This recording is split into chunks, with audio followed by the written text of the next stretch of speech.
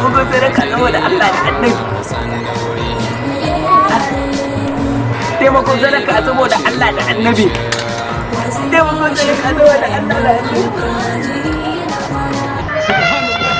Allah da sarki. Allah da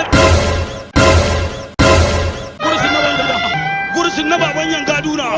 Lafiya da sarki. Me san ka ne shagara da hama.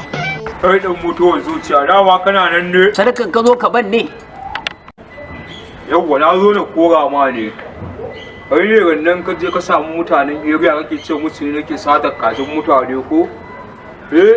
Wannan ba islamiyyar na Muhammad ka ganni bane. To bari in kora ma kaji. Kuma satan zan ai ina da lissafi. Ba zan yi a gaban mutane duk su gani ba ka gane? Ka gane?